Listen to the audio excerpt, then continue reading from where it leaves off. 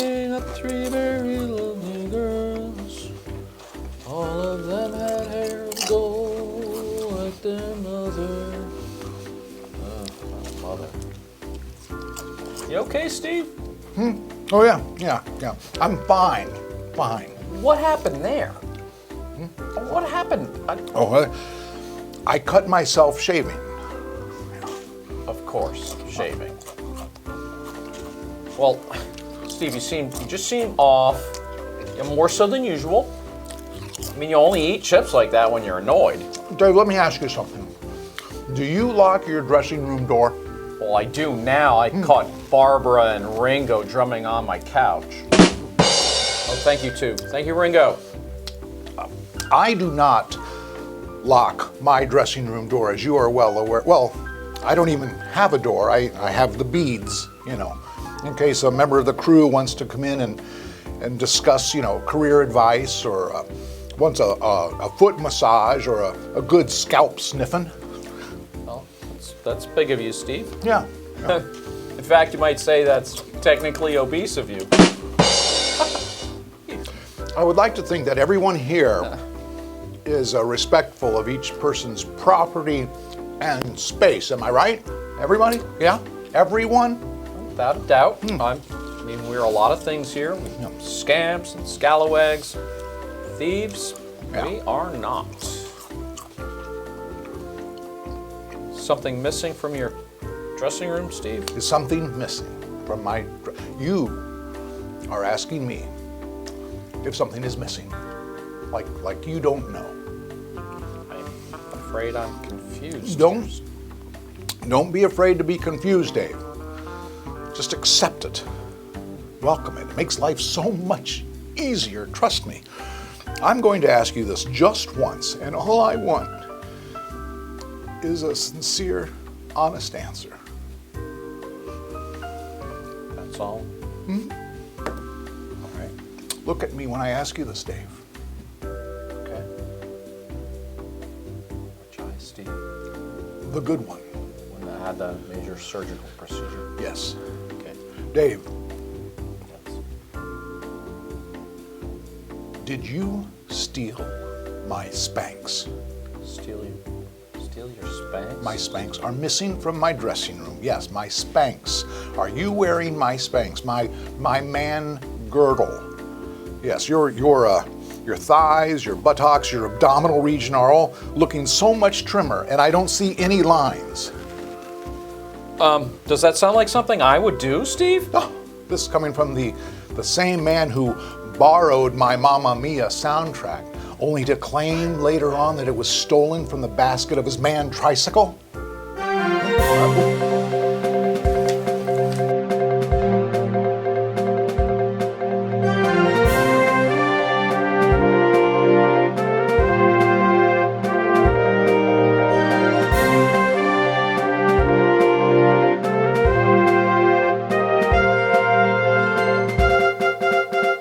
And welcome to the Week in Review with the Chamber of Comedy. I'm Dave Hanrahan. And I'm Steve Burnett. And this week's update is brought to you by Maine Repertory Theater and Midwest North Central Surgical Care. If you need an emergency life-saving procedure, shop around first, then settle on Midwest North Central Surgical Care, where discounts are common and hand washing nearly a daily routine. Dave? Steve? With vaccines in full swing and hope springing eternal, airlines are enjoying activity that has long been grounded for far too long. That's true. And what better time than now for a new discount airline to take flight? Flyweight is a unique and what many claim to be the fairest form of air travel to date. That's great. And it works like this. Customers stand on a scale along with their luggage, and they're charged 50 cents per pound for their flight. So, for instance, if Steve here were to fly with his typical load of luggage, one piece for his cosmetics and hair care products, one for his forearm moisturizers, and one for his jammies and ties, his total weight would be 800 pounds, which comes to $400. To compensate for such a deep discount, there are a few add-on surcharges, such as if you want a seat, you're asked to bring your own folding lawn chair, and that's a $50 sitting fee. Using the restroom, you'll have to pony up a 10 spot and supply your own tissue. Unless you're anything like me and don't use any. And finally, there is a flight liftoff fee. That's right. However, if you bring your own chute and are able to simply jump out over the general area of your desired destination, you can save big money on the landing fee. And what's great about Flyweight? There's no tipping the flight attendants because it's all self-service. Now that's what I call first-class travel, Dave. And this coming from a man who used to fly nearly every single day. I didn't know. What airline did you fly? Airline?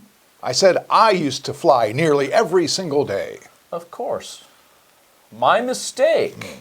In other news, COVID seems to have wreaked havoc on the mental state of not only the human species this year, but even our friends in the wild are suffering bouts of depression, as evidenced here by Alaska's own lovable bipolar bear.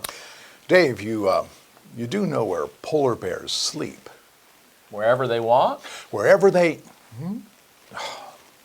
Coming up, beating a dead horse, now banned in 56 of the 57 states. What is wrong with you, Rhode Island? After this word from Douglas Corning's Academy of Jiggling. From checkbooks to relationships to great big old balls. If you want to learn how to jiggle... Well, Steve, that's a typo. I think it's supposed to say juggle. It says jiggle, Dave. I know, but it's meant to say juggle. Then it doesn't make sense. But it makes perfect sense. It's a juggling academy. You're off. Thank you, 60 seconds. I'm going to miss wearing the masks once this COVID crap sets sail. Are you serious? You're going to miss wearing a mask? Yeah, think about it.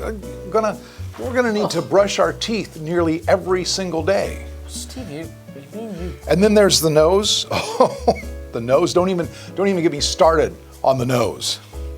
All right, what about the nose? Just the daily buildup. Like for me, in the front here, there's so much extra room. It's like an attic for my face. Yeah, a face attic, storage. It's like an entire family of booger gypsies are camping out right there in the front. And then out of nowhere, one of them decides to rappel down off this long nose hair that I swear to God wasn't there just a day ago. Or what's worse is a little magic carpet ride. Just kind of floats out, you know? Oh God, just out of nowhere from these big old face caves of mine. And that always happens in front of the last person on earth that you'd ever want something like that to happen exactly. in front of. Then there's that awkward moment where you're both like, well, do we talk about this? Or do we act like it didn't happen and just move around and work around this huge flake on the counter? Yeah. Chip? Oh, no, thank you. All right. Or it's like farting on an elevator. You know, when you're alone and then someone pops around the corner and steps right in there, and then it's the two of you. It's you and the nun. And you know that she didn't rip the cheddar. Rip the cheddar? Yeah.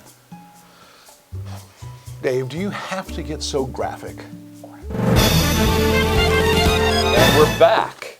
In light of recent events with our president stumbling up the stairs to Air Force One 3 times in one trip, and the former president struggling to simply make his way down a ramp, the engineering firm of Yields and Charnel have designed a portable, adjustable presidential escalator that will now accompany the leader of the free country everywhere he or she travel. That's great news, Dave. But I do want to warn our leaders, do not get too confident with those moving stairs.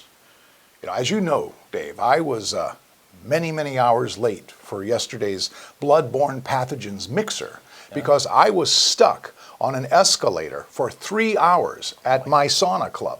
Wow. Yeah, and this fella had to go tinkles. So you can imagine my discomfort and embarrassment when that dam broke. Could you not just walk down the broken escalator, Steve?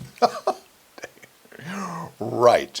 Walk down the escalator when the escalator I was riding on was an up escalator. Great idea, Dave. Ah, such a moron. This breaking consumer alert to share with you Slouch Couch, the company that brought us Grandma's Little Helper, the popular living room chair that assists you with a gentle push to sit you back up and depart the chair with confidence, has been recalled. Seems the hydraulic springing mechanism is malfunctioning, catapulting consumers through their living room window. Ow, through the window, eh? Well, what a pain in the glass that must be.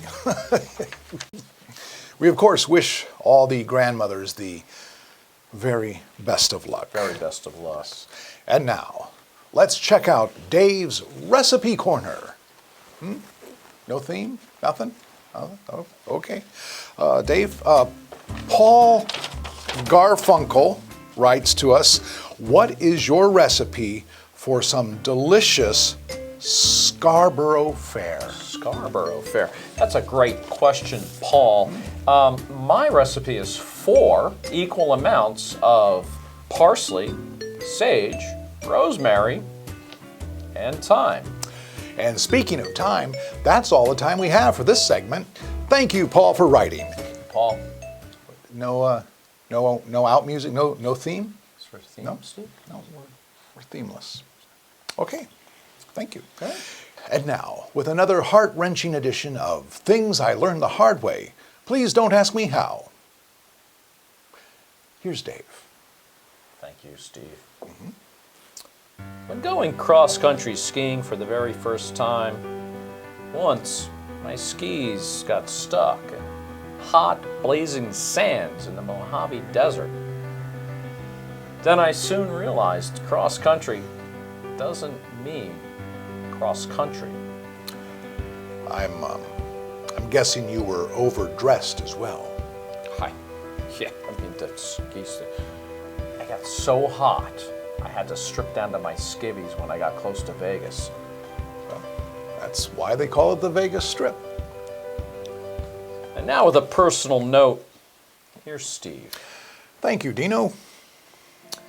If you were lucky enough to be a patron at our theater before the shutdown, you'll recall the various quotes that we had mounted throughout our walls. Now, the quote that spoke the most to me is attributed to Alan Alda, and it says, "You have to leave the city of your comfort and enter into the wilderness of your intuition. What you discover will be wonderful. What you discover will be yourself." It reminded me of a time I asked my father if he had any wisdom to impart on me, and this quiet, crusty old World War II veteran thought for a while, scratched his head, then finally said, "Cindy, make sure you accomplish at least one thing every day in pursuit of your dreams, even if you're working other jobs along the way as you plot your journey towards your passion. And understand there will be a day when all excuses fail you, and it's time to take that leap." He also told me to hand him a towel and leave the room because he was ready to drain his tub. What's my point? Never talk to your dad when he's taking a bubble bath. And also, you're going to find out what you're made of when you leave your familiar surroundings. But the bath thing was pretty important, Dave. Sounds like a very, very wise man, Steve. He was. You know, this sort of relates indirectly to your recent leaving of your day job so you can pursue things more creative. That's true. I don't like to talk about myself, as you know, but I am indeed leaving the medical profession. Courier. Well, you say courier. I say a transporter of all things medical. Well, that would be a courier.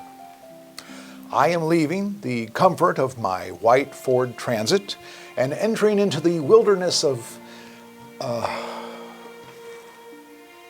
is there going to be cake for this occasion? Cake? Cake? Jeremy? Maria? Cake? No. No, there's no cake. No cake. And that's this week's Chamber of Comedy Week in Review. Thank you for joining us. If you enjoy whatever this is, please like us, and more importantly, share this post on Facebook. Make sure to join us next week for our very special Chamber of Comedy special Easter special. I can't even imagine what I'll be dressed up as next week. Pontius Pilate?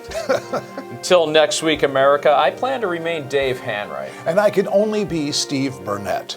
Remember, when news breaks out, so do we. Thank you. And good night. Well, that went well, I thought.